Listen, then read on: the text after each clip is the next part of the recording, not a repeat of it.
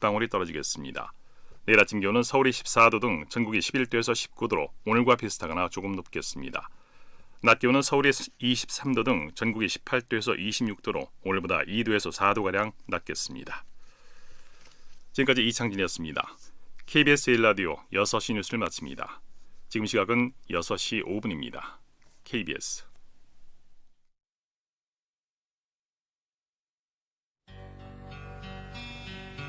지극정성을 다하는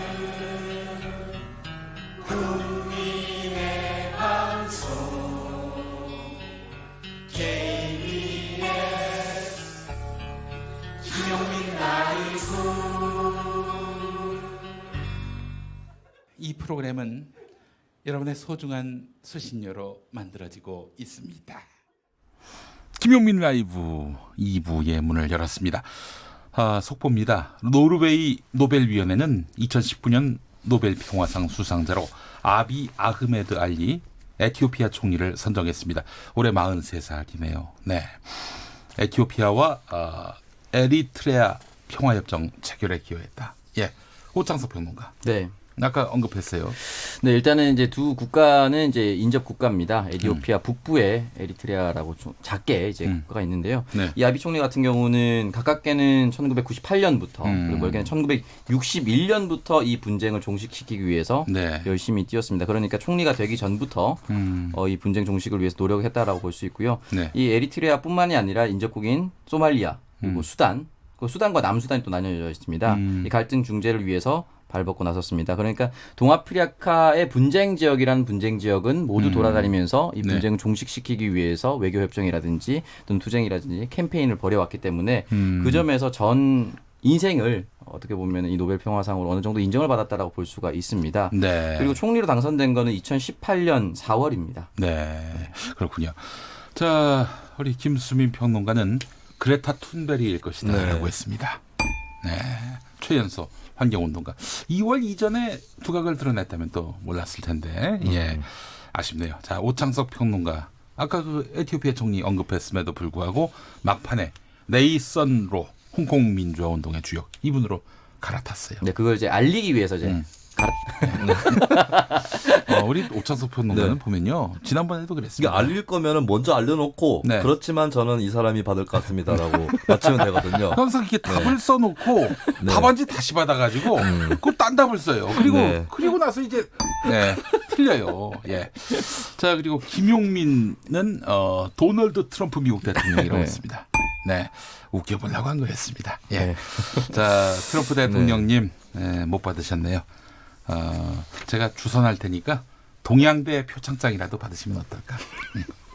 네. 제가 뭐 동양대에서 안 준다고 하면 제가 위조해서 드리도록 하겠습니다. 예. 자, 그래요. 검찰이 백악관을 압수수색할 겁니다. 자, 그나저나 조국 법무부 장관이요. 네. 민정수석일 때 윤석열 검찰총장의 별장 접대 의혹 살펴봤는데 사실이 아니라고 판단했다. 이렇게 밝혔다고 하네요. 자, 그리고 동시에 들어온 속보에 따르면 대검찰청이 윤석열 별장 접대 의혹을 보도한 한겨레와 기자를 고소하기로 했다. 네, 이런 보도가 나왔습니다. 속보가 많네요. 6시 정각에. 예. 자, 김용민 라이브 2부 열었습니다. 미세뉴스 보스 계속 이어가도록 하겠습니다. 오늘 퀴즈 없죠? 있어요? 그럼 퀴즈를 누가 내주시나? 제가 내겠습니다. 오창석 평론가가 내주시죠. 네. 예. 여러분께 선물 드리는 퀴즈입니다. 지난 10월 2일 수요일부터 20대 국회 마지막 이것 일정이 시작됐습니다. 그래요. 네, 이것은 국회가 행정부의 국정수행이나 예산 집행에 대해 벌이는 감사 활동을 말하는데요. 올해는 조국 법무부 장관 문제가 이것 전체를 관통하고 있다. 이런 얘기가 나오고 있습니다. 네. 이른바 정기국회의 꽃이라고도 불리는 이것은 무엇일까요? 네. 제가 말이죠. 이 중학교 때 다시 이게 시작이 됐어요. 그런데 이제 저는 국회의원들이 우리 공무원들 너무 고생 많다. 이 공무를 수행하느라고 고생이 많다 해서 감사하는 행사. 예. 고맙다고 감사하는 행사. 그런 건 줄 알았어요. 처음에. 예. 알고 봤더니, 알고 봤더니 감사가 그런 감사가 아니었더라고요. 예. 자, 여러분들 정답 많이 보내주시기 바랍니다. 샵 9730 짧은 문자 50원, 긴 문자 100원, KBS 모바일 라디오 콩으로는 무료로 올리실 수가 있겠습니다. 미세 뉴스보세 김수민 평론가 이어가 주시죠. 네. 더불어민주당 이해찬 대표가 지난 4월에 국회 패스트트랙 전국 당시에 여야 4당이 합의를 했었죠. 그 당시 법안 처리 순서에 대한 합의가 있었습니다. 첫 번째로 본회의에 올라가면은 이제 선거법 개정안부터 처리를 네. 하고 그 다음 순서대로 공수처법, 그 다음에 검경수사권 조정안 이렇게 처리를 그렇죠. 하기로 했는데 네네. 이것을 바꿀 수도 있다라고 하는 입장을 밝혔습니다. 오늘 국회에서 최고위원회가 열린 자리에서 한 발언인데요. 이 법안들 중에서 특히 그 사법개혁 관련 법안을 먼저 처리하는 것이 국민적 논란을 해소하는 유일한 길이다라는 이유를 들면서 그렇게 여야 사당에서 합의한 건데 좀 바꿀 수도 있다. 물론 이제 다른 정당의 합의라든지 또 네. 자유한국당을 포괄한 그 국회 내에서의 합의를 전제를 한 발언이라고 보여지겠고요. 그리고 또 법제사법위원회를 사법개혁 관련 법안이 빠져나오는 시기가 민주당의 해석에 따르면 선거법이 본회의로 부의되는 시기보다 한 달 정도 빠릅니다. 그래서 그것부터 먼저 처리하자 이런 운을 띄운 것인데 네. 다만 이제 합의문에 그때 당시에 같이 서명을 했었던 바른미래당이라든지 민주평화당, 정의당 이런 야당들이 이 처리 순서를 바꿀지는 의문이 듭니다. 왜냐하면 이제 이 중소 정당의 경우는 선거법 개정안 먼저 무게를 실어왔고 네네. 이제 거기에 얹어서 어떻게 보면 공수처법과 검경수사권 조정법 이렇게 올라간 것인데 네. 예, 그래서 이 합의가 이루어질지는 아직 미지수입니다. 네, 알겠습니다. 최깔깔님이 네. 벌써 이게 정답이라면서 문자 보내셨어요. 국정 땡큐. 이런 줄여서 국땡이라고. 예. 또 뉴스 속보 들어왔는데 경기도 연천도 모든 돼지를 없앤다. 전량 수매하든지 살처분하든지 도축하든지 살처분하든지 그런다는 거 아닙니까? 아이고 세상에. 자, 오창석 평론가 다음 소식. 네, 김성태 의원 부정 채용과 관련된 내용인데요. 딸. 네, 딸과 관련된 내용이죠. 예. 2차 공판이 열렸습니다. 당시 KT 인사 담당자는 김성태 의원의 딸의 채용 지시를 받았다라고 재차 증언을 남겼습니다. 예. 2012년 김성태 의원 딸이 계약직으로 근무할 당시였고 계약직에서 정규직으로 전환할 방법이 없다고 하자 당시 권모 경영지원실장이 전화로 화를 냈다고 말했습니다. 네.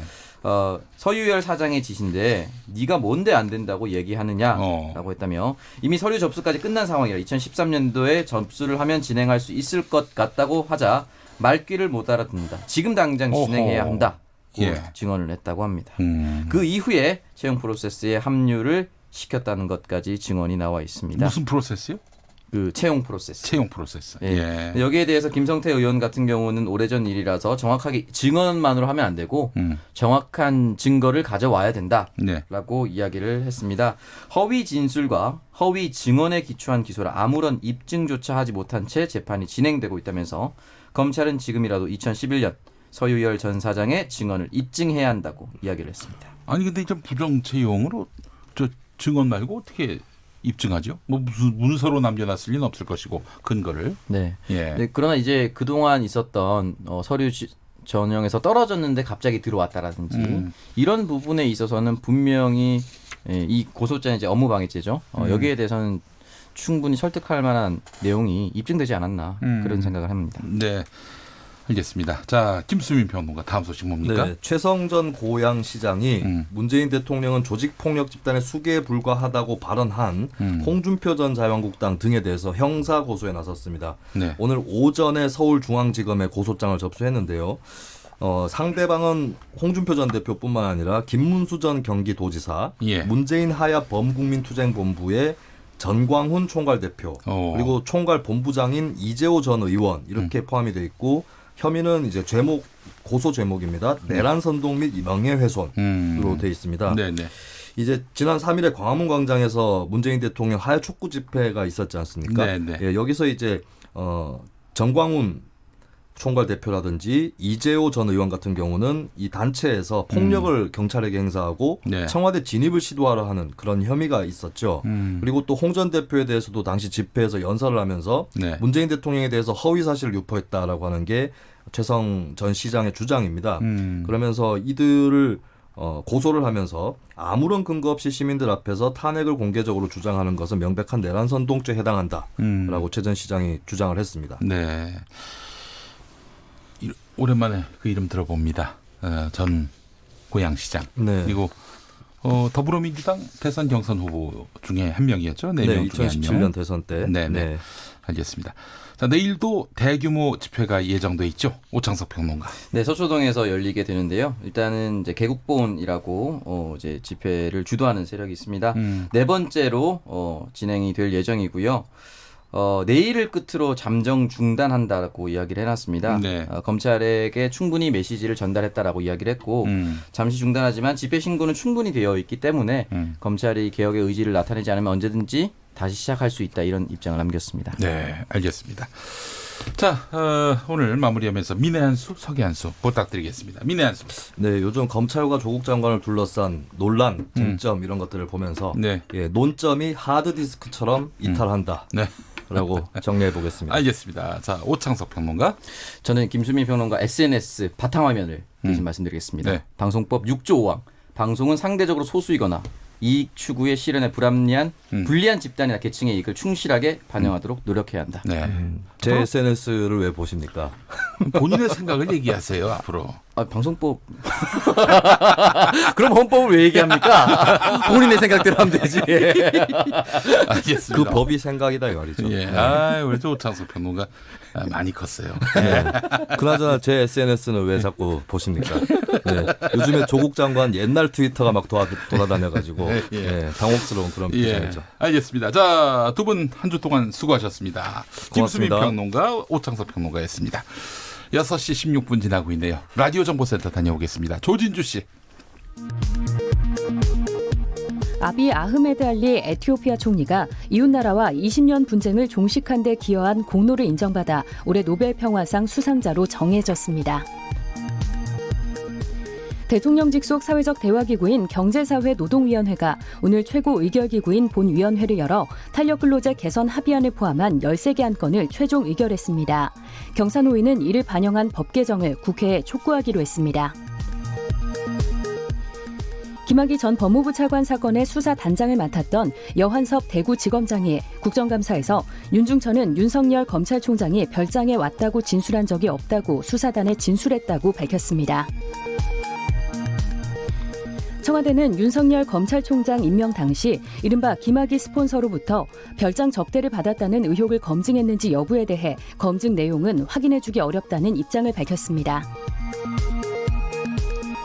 오늘 국회 과학기술정보방송통신위원회에 한국과학기술연구원 등에 대한 국정감사에서는 조국 법무부 장관 딸 조민 씨의 카이스트 인턴과 관련한 야당 의원들의 의혹 제기가 잇따랐습니다.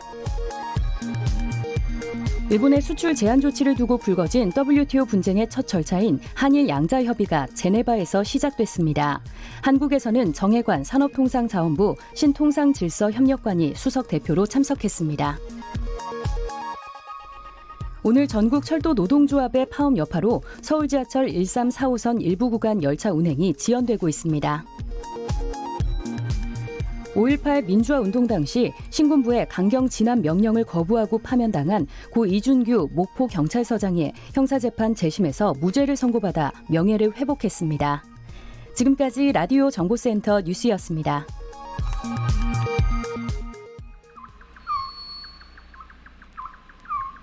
김용민 라이브 오디오 파노라마.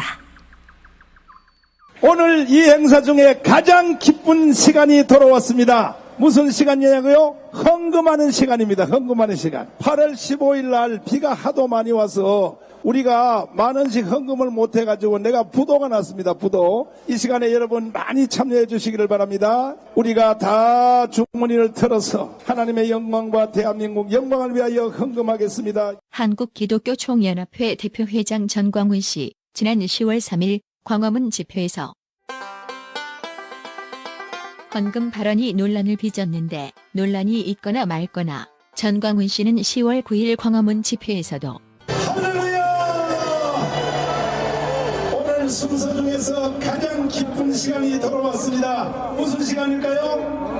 헌금할 헌금하는 시간이죠. 헌금. 다음에 지난 10월 3일 국민대에서 헌금할 때 제가 가장 기쁜 시간이라고 했더니 교회에 대해서 잘 이해하지 못하시는 언론들이 정강훈 무슨 불법 모금을 한다 이렇게 공격했는데 공부 좀 하시기를 바랍니다. 어떻게 공부해야 헌금 내는 것이 기쁘게 될까? 그건 그렇고 헌금 받으면 어디다 쓸까? 지난 5월 22일 MBC 라디오 김종배의 시선 집중에 나와서는 제가 우리 교회 정관에다가 우리 성도들이 성교비로 저에게 주는 것에 대해서는 저한테 일임하여 쓰도록 우리 교회 정관이 그렇게 되어 있습니다. 전광훈 씨가 8월 4일 교회 설교 중에 했던 말. 그 몇 년 전에 교회 들어올 때 아침에 딱 줄 막아놓고 다 1:1 서명 다 받잖아. 내가 내는 헌금은 정강훈 목사에게 위임하고 어떤 목적으로 써서도 책임을 묻지 않으며 사후에 보고받지 않는다. 서명했어 안 했어? 이래가지고 내가 정관을 딱 만들어서 변호사 사무실에서 공정까지 딱 해놨기 때문에 그러니까 우리 교회는요 암만 흔들어도 소용없어요. 여러분들이 서명해 준 것 때문에 우리 교회는 내가 마음대로 팔아먹어도 돼요. 여러분이 서명했으니까 우리 교회는 정강훈 목사가 팔아먹고 놀러 다녀도 된다 이렇게 다 해놨다고 내가. 그러니까는 근데 이런 정관이 되어 있을 줄 상상도 못하는 거야. 일반 교회에 다니는 사람들은. 그러니까 정강훈은 고발만 하면 저건 법에 걸린다 이렇게 생각하는 거야. 메롱. 메롱이야 메롱. 급기야 이런 말까지. 우리 교회는 헌법 자체가 정강훈 목사가 돈을 띄어먹도록 만들어 놓은 거야. 여러분 모르고 서명해서 취소하고 싶어요? 여러분 그때 사인한 거 정관 만든 거 그거 지금도 난 그대로 지지한다. 아멘. 담임 목사 마음대로 헌금 쓰도록 허용한다는 정관. 누가 만들었을까? 5월 14일 경기도 광주의 한 기도원에서 아무리 고발해도 나는 소용없어요. 이 정관도 누가 만들어준 줄 알아요? 황교안 장로님입니다. 황교안 장로님입니다. 태평양 변호사 하실 때 하도 목사님들이 교회 돈 몇 푼 써보지도 못하고 깜빵 가니까 교회 돈 뭐 1,000만 원 2,000만 원 썼다가 또 누가 고발하면 깜빵 가니까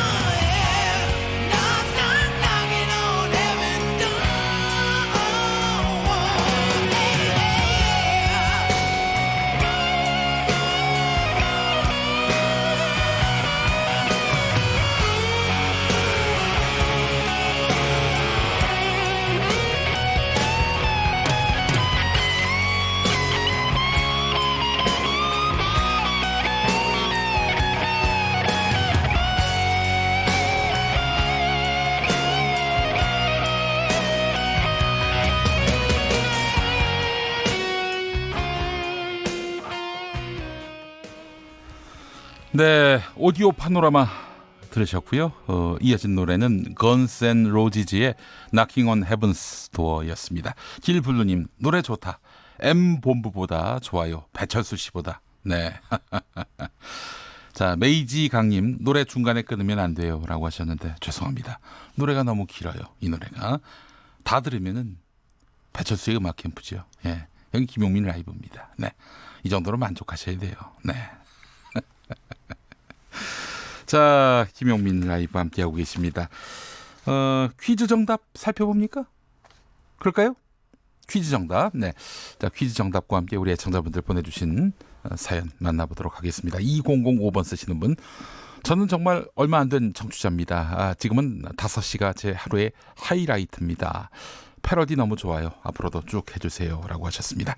고점수님, 부천시 오정동에서 콩으로 잘 듣고 있습니다. 감사합니다. 김선미님, 이슈가 한나절 단위로 바뀌는 역동적인 나라에 살고 있네요. 라고 하셨습니다. 그러네요, 정말.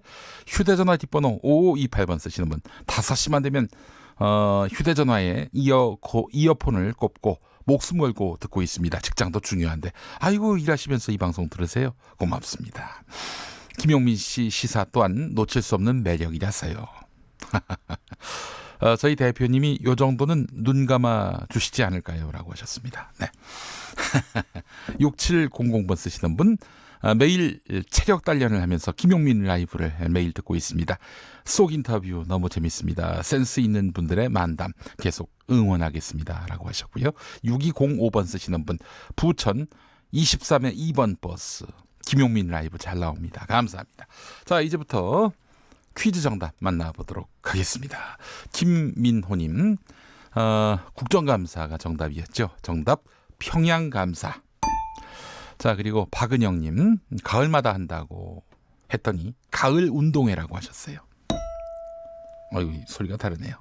네. 자, 그리고 수아라님, 꽃놀이. 자, 9628번 쓰시는 분, 밥그릇 싸움. 예. 자, 밥그릇 싸움처럼 보이기도 합니다.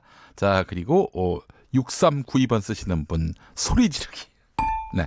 9133번 쓰시는 분, 선물 감사. 아, 그래요. 하여간 뭐 틀리긴 했습니다만은. 김성택님, 국정농단. 10월마다 국정농단을 한다는 말인가요? 예. 1506번 쓰시는 분, 국정감사. 아, 모든 국민이 수고했다고 감사함을 느낄 수 있도록 국정감사 깔끔하게 마무리해 주셨으면 합니다. 라고 하셨어요. 네. 박수 받는 국회의원 내 모습 한 번쯤 먼저 보여주셔야 되는 거 아닙니까? 20대 국회 마무리하기 전에 말이죠. 1188번 쓰시는 분, 정답은 국정감사입니다. 안녕하세요. 잘 듣고 있습니다. 영동고속도로 상행선 의왕시 통과하고 있는데 앞방향 정체가 심합니다. 아유, 지금 금요일 오후인데요. 많이 밀릴 시간인데 넉넉한 마음으로 저희 김용민 라이브 즐겨주시면 어떨까요? 네, 정답 맞히신 분들 축하드리겠습니다. 자, 500번째 당첨자 K71514329번 쓰시는 분. 네, 계정 이름이었습니다. 600번째 2799번 쓰시는 분. 그리고 700번째 79XX2580번 쓰시는 분. 자, 800번째 1402번 쓰시는 분. 그리고 900번째 임나연님. 1000번째 YI로 시작하는 아이디. 아이고, 여러분. 너무 감사합니다. 이렇게 뜨겁게 참여해 주시는 바람에 김용민 라이브 곳간이 거덜나고 있습니다. 행복한 거덜남입니다. 여러분. 사랑 감사합니다. 이 사랑에 부응하는 방송 계속해서 보내드리겠습니다. 교통정보센터 다녀오겠습니다. 김은아 씨. 네, 이 시각 교통정보입니다. 주말을 앞둔 금요일이라 그런지 고속도로 교통량이 평소보다 빠르게 늘었는데요. 여기에 퇴근 차량들까지 몰리면서 정체가 길게 이어지고 있습니다. 서해안고속도로 서울 방향 충남권 당진 부근에서 서해대교까지 9km 구간에서 밀리고요. 서평택 분기점 부근에서 화성휴게소 부근까지는 17km 구간에서 속도를 못 내고 있습니다. 다시 비봉 부근에서 용담터널, 서서울요금소에서 조남 분기점, 목감 진출로 일대로 차가 많고요. 있고요. 일직분기점 부근에서 금천까지도 막힙니다. 경부고속도로는 서울 방향 안성분기점에서 오산 부근까지 16km 구간과 기흥동탄 부근에서 죽전휴게소 부근 14km 구간에서 특히 정체가 길게 이어지고 있습니다. 남해고속도로 부산 방향 진교 1차로에서는 승용차 관련 사고 처리하면서 일대 3km 구간에서 밀리고요. 7원분기점에서 하만 2터널 부근과 북부산 요금소에서 덕천까지 정체가 되고 있습니다. KBS 교통정보센터였습니다.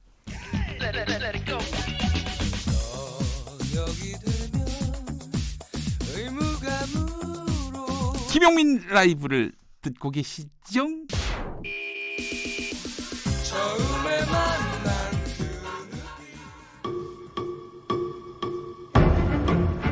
쏟아지는 뉴스들 속에서 예리한 시선으로 가품 뉴스들 쏙쏙 골라내 주실 전문 팩트 특공대 사단법인 평화나무 뉴스 진실성 검증센터장 권지영 기자와 함께하겠습니다. 어서 오십시오. 네, 안녕하세요. 네, 뉴스 진품 가품 네. 시작하겠습니다. 자, 오늘 첫 번째로 만나볼 이야기의 주인공 누굽니까? 네.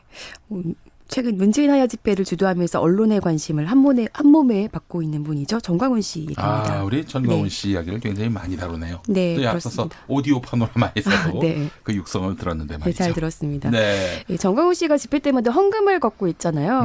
지난 3일 광화문 집회에서도 이제 거둔 헌금이 1억 7천만 원이다. 이렇게 본인이 조선일보 인터뷰를 통해서 밝혔습니다. 예. 네, 그런데 이렇게 정광훈 씨 개인이 집회 참가자들에게서 돈을 걷는 행위가 기부금법 위반 소지가 있다는 지적이 나오고 있죠. 기부금법 위반. 네. 그렇죠. 제가 알고 있기로는 1,000만 원 넘게 모금할 경우에 사전에 신고를 하도록 돼 있는 걸로. 맞습니다. 관계기관에 이제 네. 등록을 해야 되는 겁니다. 그런데 네. 이제 정광훈 씨는 어떻게 얘기하고 있냐면요. 네. 사람들이 이제 교회에 대해서 잘 이해를 못해서 그렇다. 그래서 이제 그 문제 제기를 한 언론 같은 경우도 공부를 좀 하기를 바란다. 뭐 이렇게 호통을 쳤거든요. 네. 네. 어떻게 공부를 하면은 전광훈 씨가 이렇게 돈 걷는 게 이해가 됩니까? 아니죠. 정광훈 씨는 이제 종교 활동을 위한 집회였다라는 거를 굉장히 이제 강조하고 싶었던 것 같은데요. 예. 네. 근데 이제 사실 이 부분이 사실 성립이 되면 이제 정광훈 씨가 빠져나갈 구멍이 생길 수도 있는 건데 사실상 정광훈 씨가 이제 모금된 돈이 어떤 종교 활동이었다면 사실 그 돈도 분명히 종교 활동에 쓰여져야 되는 겁니다. 예. 그런데 전광훈 씨가 매번 걷는 이 헌금의 쓰임새가 누가 봐도 종교 활동이라고 볼 수는 없잖아요. 게다가 이제 헌금의 사용처를 뭐 그 개인에게 위임한다 뭐 이런 문구도 있고요. 네, 그래서 이제 이런 것들이 이제 문제가 되는 거고요.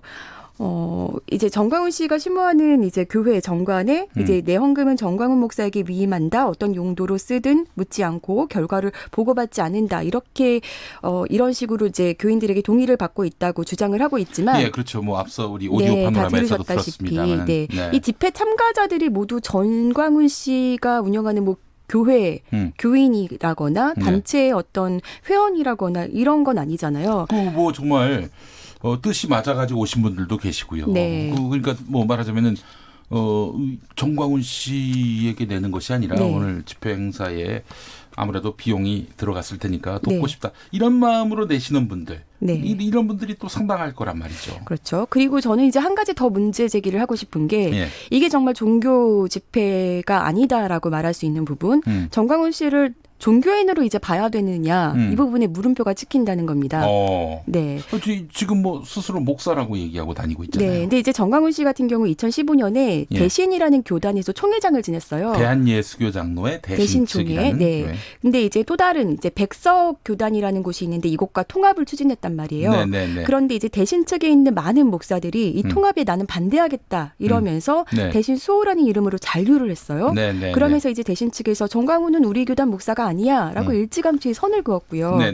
그리고 이제 계속해서 어떤 이당은 옹호 행위나 이런 것들이 신앙적인 문제가 계속 도드라지다 보니까 네. 8월 30일에 이 정광훈 씨가 소속돼 있던 이 통합됐던 네. 대신 백석이라는 교단에서도 정광훈 씨를 이제 면직 제명 처리를 했어요. 그래요? 네. 그러면은 지금 두 개 교단으로 갈라져 있는데 네. 이쪽도 아니고 저쪽도 아니라. 그러면 그렇죠. 목사가 아닌 거 아닙니까? 그러니까 일단 제명이 된 상태니까요. 예. 더 이상 이제 목사라고 봐야 되는 거냐 이렇게 볼 수 있는 거죠. 물론 정광훈 씨는 스스로 이제 대신 복원이라는 교단을 자기가 설립해서 네. 여기 소속이다 이렇게 주장을 하고 있지만 교단을 만들면 네. 됩니까? 그런데 사실 실상 여기 실체가 불분명합니다. 예. 그러니까 이런 부분들에 대해서 철저한 수사가 이루어져야 할 것 같습니다. 네. 지금 또 이렇게 그 기부금을 받았는데 네. 뭐 지금 당장 10월 3일 집회만 해도 1억 7천만 원 모았다고 하는 건데 네. 이걸 이렇게 자기가 자의적으로 네. 이거는 뭐 종교 집회를 위해서 거둔 돈이기 때문에 상관없다. 법 위반 아니다. 그 자기가 판단할 문제는 아닌 것 그렇죠. 같고요. 그리고 그것뿐만이 아니라 그 청와대 천막에도 이제 그 헌금함이 설치돼 있고요. 네. 거기도 많은 사람들이 거기 이제 헌금을 많이 하고 정광훈 씨 네. 주머니에 넣어주는 것으로 알고 있는데 네네. 그런 것들에 대한 어떤 사용처 분명하게 밝혀져야 될 것 그래요. 같습니다. 모든 소득에는 다 세금이 발생하기 마련인데 말이죠. 네. 왜 이렇게 이 종교인들은 그런 것이 자기들하고 무관하다라고 얘기하는지 모르겠어요. 네. 종교인들은 이 사회 구성원 아닙니까? 그렇죠. 예. 네. 김대근님, 박종훈 씨가 주연으로 나왔던 영화 할렐루야가 생각나네요. 라고 하셨습니다. 예, 알겠습니다. 네. 네, 정광훈 씨가 또 그뿐만이 아니라 이제 문재인 하야 서명 운동을 진행하면서 10,000명 이상 서명 등록을 해서 가져오면 내가 국가 유공자로 추대도 해주고 국가 운영 자문위원으로 위촉을 해주겠다. 뭐 이렇게 사실 참 홍보를 하고 있거든요. 아니 국가 유공자를 정광훈 씨가 왜 추대할 수 있습니까? 어떻게 추대할 수 있다는 거예요? 그러니까 이거는 명백한 이제 가짜 뉴스고 터무니없는 주장이라는 거죠. 사실 이제 국가 유공자란 말 그대로 국가를 위해서 공헌하거나 희생한 사람이잖아요. 그렇습니다. 예. 그래서 어떤 그 국가 유공자로 지정되기 위해서는 네. 어떤 그 국가보훈처장이 실시하는 신체 검사 상위 등급 1급에서 7급으로 판정을 받아야 하고요. 네, 어떤 대통령령으로 정해진 뭐 이런 것들이고요. 네. 또 자문위원 위촉도 마찬가지입니다. 대통령령으로 사실 그걸 이제 국가자문위원을 설치할 수 있거든요. 네, 예. 그러니까 정광훈 씨가 이렇게 마음대로 하겠다는 것 자체가 정말 거짓말 중에 거짓말이라고 본인이 볼수 있는 대통령하겠다 것이고. 뭐 이런 뜻이라면 글쎄요. 앞뒤가 맞는지 모르겠습니다. 근데 본인이 뭐 대통령 선거에 나가서 집권한 이후에 할 수 있는 약속 아닌가요? 그리고 참 뭐 그냥 그냥 뭐 하고 싶은 얘기 다 하고 사시는 분이네요. 네, 이거는. 그런데 네. 이런 것들을 예. 이제 팸플렛 같은 데다 이제 분명하게 명시해서 돌리고 하니까요. 문서로 만들어서 네, 문서로 만들어서 돌렸다. 네. 알겠습니다. 또 속는 분들이 있을까봐 저희가 또 이제 가짜 뉴스라는 점을 또 알려드립니다. 이게 정광훈 씨 권한으로는 할 수 없는 일이에요. 네. 예. 자, 다음 이야기는 뭡니까?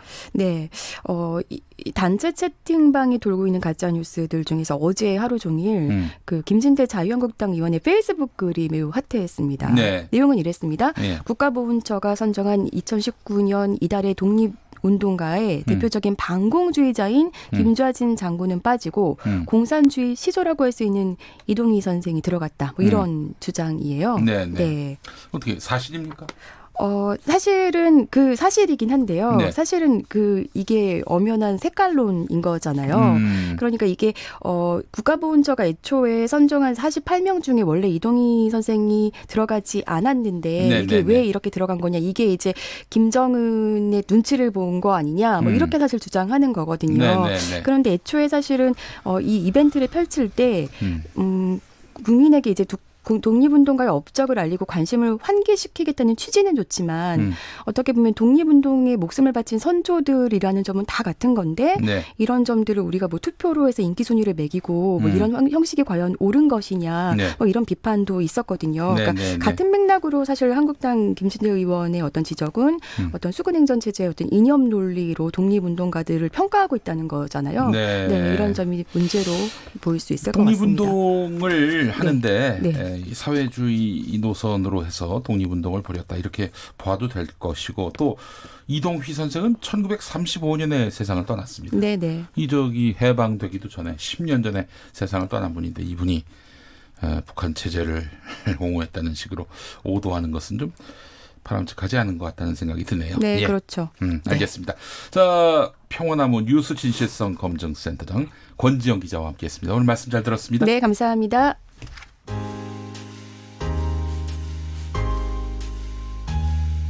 당신의 퇴근길, 야근길, 장보는 길, 학교길, 귀갓길, 정처 없이 걷는 길. 그 모든 길에 함께합니다. 똑똑해지는 시사라디오 김용민 라이브.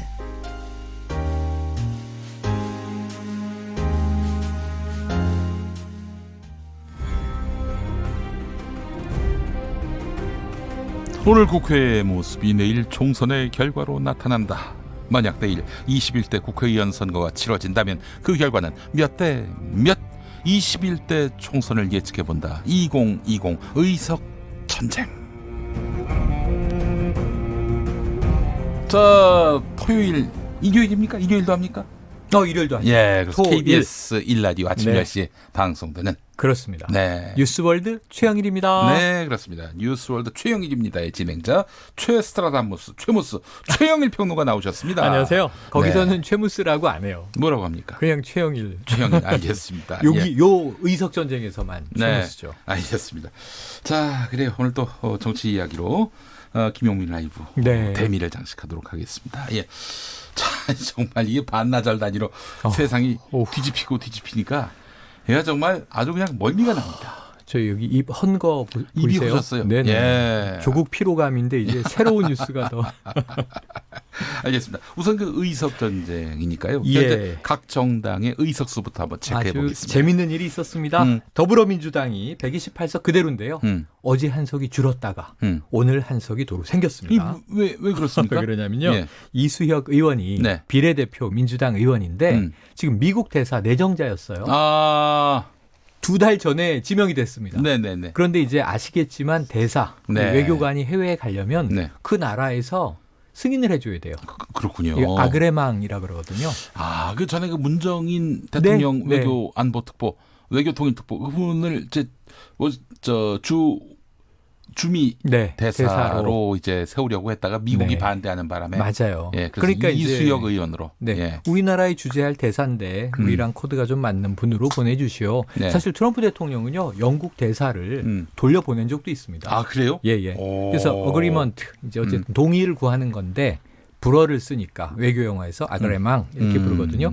받았습니다. 최근에 나왔어요. 그래서 이수혁 의원이 의원직을 내려놓고 가게 되는데 이게 공관에 입주하기 위해서는 네. 이 당적을 가지면 안 돼요. 당원이어서 안 돼요. 그렇군요. 민주당을 아예 탈당하고 의원직도 사퇴하고 네. 그래서 어제 127석이 됐다가 그때 비례대표기 때문에 네.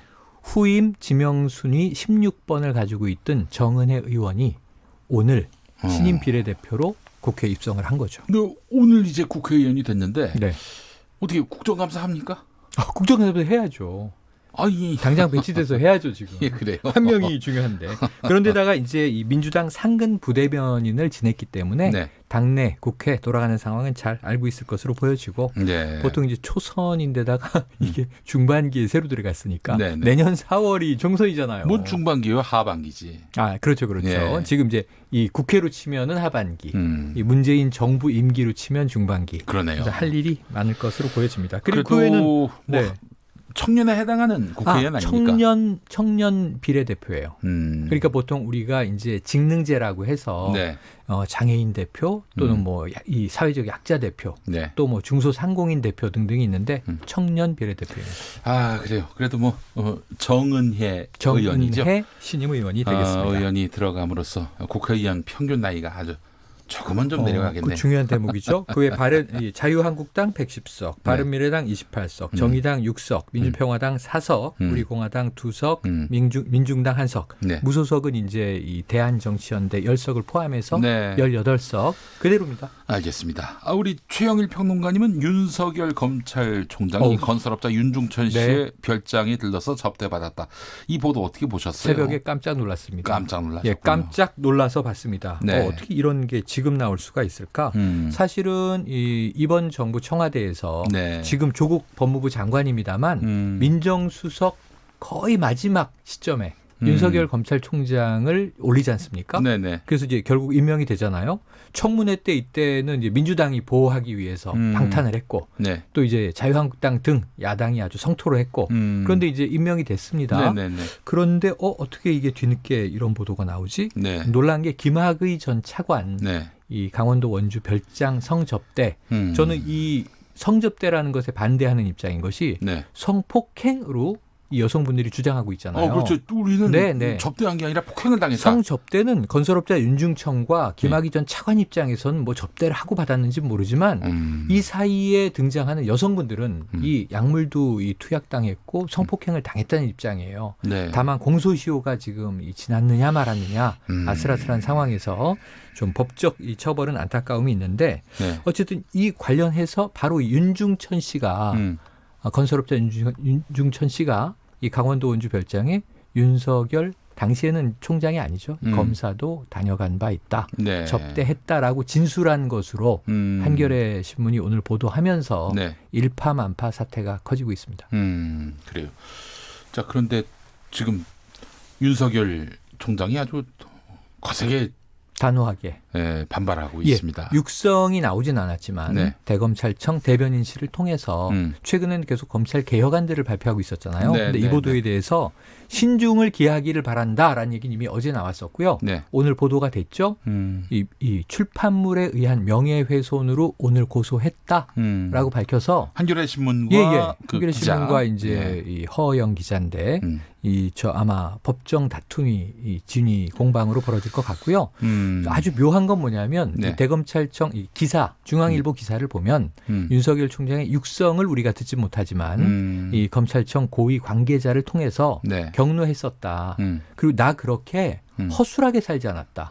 건설업자의 별장에 가서 접대받을 정도로 살지 않았다. 검사로 강직하게 살았다. 이런 이야기를 주변에 많이 토로했다고 해요. 그리고 또 한 가지 아주 이 흥미로운 보도가 나온 것이 법무부에서 발표가 나왔는데 조국 민정수석 시절에 이 검찰총장 후보를 검증하지 않았겠습니까? 법무부 이 민정수석실에서도 당시에 이 사안을 몰랐던 바가 아니라 검증 내용에 들어 있었지만 사실이 아닌 것으로 판단하였다. 그래서 모처럼 검찰과 이 법무부 장관 쪽에서 한 목소리가 나왔다. 이런 평가가 오늘 저녁에 나오기도 합니다. 서결 그때 그 조국 열차하고 이제 서결 열차를 합쳐서 석국 열차라 그랬잖아요. 석국 열차 다시 달리나 뭐 이런 얘기도 나오고 있네요. 알겠습니다. 서부지검에다가 이제 고소했다고 하는군요. 그렇죠. 검찰에 고소를 한 거니까 형사로 간 건데 그렇게 되면 뭐 실제로 그 사건이 있었는지 없었는지 또 지금 또 논점 중에 하나가 이 검찰이 윤중천 씨가 윤석열 총장에게 접대를 했다는 주장이 있었음에도 불구하고 이걸 수사하지 않은 점. 이것도 하나의 논점 아니겠어요? 지금 두 가지예요. 이것이 팩트냐 아니냐. 지금 검찰총장 쪽은 완강히 이제 부인하고 있는 상황이잖아요. 어쨌든 한겨레 신문은 인용 보도를 했잖아요. 그리고 그러면 확인을 해야죠. 뭐냐면 2013년에 이 검찰과 경찰이 수집한 그 윤중천의 압수물 중에 여기에 명함, 그 전화번호부, 다이어리 여기에 윤석열이라는 이름이 등장한다라는 게 오늘 기사 내용이기 때문에 실제 등장하는지 첫 번째. 두 번째는 바로 얼마 전에 이번 정부 들어와서 과거사 진상조사위가 있었고 이 외부 인사로 구성됐던 겁니다. 근데 윤석열이라는 이름은 확인됐다. 지금 오늘 3명의 복수 인용 보도거든요. 그런데 이것을 검찰 내부의 수사단으로 이관했는데 검찰 조직 내부에서 덮은 것으로 추정이 되는 거예요. 과연 있는지 없는지 팩트 하나. 또 윤중천 씨가 입을 여러 개 했죠. 필요하다면. 실제 접대했다 아니다. 진실 공방. 두 번째는 검찰이 확인을 하고도 이거를 어느 정도 조사하고 덮은 것인지 진위 확인 없이 그냥 덮은 것인지 당시에 검찰은 이 김학의 전 차관 사건에 상당히 부담을 느껴서 여기에 다른 검사의 이름이 오르는 것은 상당히 이제 두려워했다라는 전언입니다. 알겠습니다. 자, KBS하고 유시민 이사장 사이에 논란, 갈등, 또 갈등이라는 표현보다는 공방이라는 표현이 적절하겠네요. 양쪽이 모두 다 녹취록을 공개했습니다. 김경록 차장, 김경록 씨 차장이죠. 인터뷰 내용 녹취록을 모두 공개했는데 다 보셨죠? 다 봤습니다. 다 봤는데 결론적으로는 한 달 전 9월 10일 KBS가 인터뷰한 김경록 씨의 발언과 이 관련 사모펀드 관련 내용과 최근에 유시민 이사장이 다시 김경록 씨에게 확인한 내용이 일관적이에요. 내용은 다르잖아요. 오늘 세 분이 이와 관련해서 언급을 했습니다. 우리 최영일 평론가를 비롯해서 장용진 기자 그리고 오창석 평론가 세 분 모두 유시민 이사장한테 가서 한 발언이나 네. KBS 기자 앞에서 한 발언이나 맞아요. 김경록 씨 발언은 일관됐다. 네. 네, 세 분 다 그리고 그렇게. 그래서 저는 추정컨대 어디서 김경록 씨가 가장 많이 얘기를 했을까? 검찰이죠. 네. 검찰에서 진술한 내용도 크게 다르진 않을 것이다. 그런데 약간 뉘앙스는 차이가 있을 수 지금 있습니다만. 김경록 씨가 마치 그 정경심 네. 교수에게 예. 굉장히 불리한 증언을 한 것으로 모두 신문이나 방송에 보도됐던 내용, 네. 언론이 다뤘던 내용은 네. 자, 이 김경록 씨가 진술을 했다. 검찰에서 네. 검찰발 전원으로 인용을 해서 나간 기사들은 네. 가장 최근 기사 한번 보시면요.